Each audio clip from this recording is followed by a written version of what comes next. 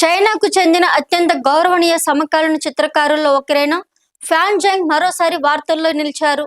ప్రస్తుతం 87 ఏళ్ల వయసులో ఉన్న ఫ్యాన్ జంగ్ కు కుమారుడు జన్మించినట్లు ఆయన స్వయంగా ప్రకటించారు. అంతేకాదు ఇదే సమయంలో తన కూతురు పెంపుడు కుమారుడితో అన్ని సంబంధాలు తెంచుకున్నట్లు ప్రకటించడం చైనాలో తీవ్ర చర్చకు దారితీసింది. సౌత్ చైనా మార్నింగ్ పోస్ట్ కథనం ప్రకారం ఈ పరిణామం ఫ్యాన్ జంగ్ కళా జీవితాన్ని పక్కకు నెట్టి ఆయన వ్యక్తిగత జీవితం చుట్టూ వివాదాలకు తెరలేపింది. ఫ్యాన్ జంగ్ సాంప్రదాయ చైనీస్ పెయింటింగ్స్, కాలిగ్రఫీకి ప్రపంచవ్యాప్తంగా పేరుగాంచాయి.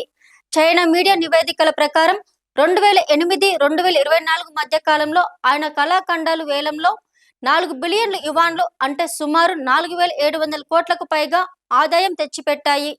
ఆయన గీసిన అనేక చిత్రాలు 10 మిలియన్ యువాన్లకు పైగా ధరలు పలికాయి.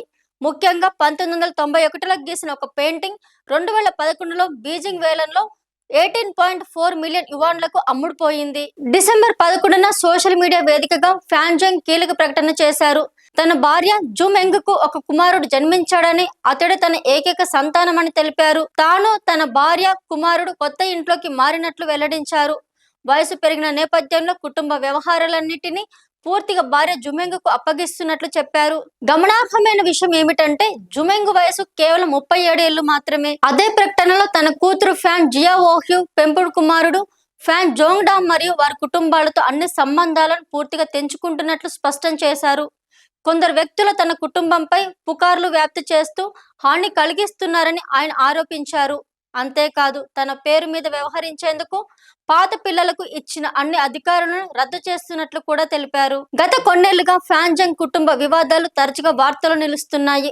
ఈ ఏడాది ఆగస్టులో ఆయన కూతురు జియావోహ్యు మాట్లాడుతూ తన తండ్రిని కలవనివ్వడం లేదని, జుమెంగ్ కు ఆయనను పూర్తిగా నియంత్రిస్తున్నారని ఆరోపించారు. అంతేకాకుండా 2400 కోట్ల విలువైన కళాఖండాలను రహస్యంగా అమ్మేశారని కూడా ఆమె సంచలన వ్యాఖ్యలు చేశారు.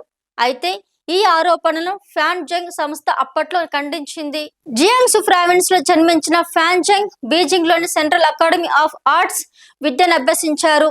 లీ కెరన్, లీ కుచెన్ వంటి ప్రఖ్యాత కళాకారుల వద్ద శిక్షణ పొందిన ఆయన దశాబ్దాలుగా అంతర్జాతీయ ప్రదర్శనలతో చైనా కళకు ప్రపంచవ్యాప్తంగా గుర్తింపు తెచ్చారు. అయితే ఇప్పుడు ఆయన కళ కన్న వ్యక్తిగత జీవితం చుట్టూ జరుగుతున్న పరిణామాలే దేశవ్యాప్తంగా చర్చనీయాంశంగా మారాయి.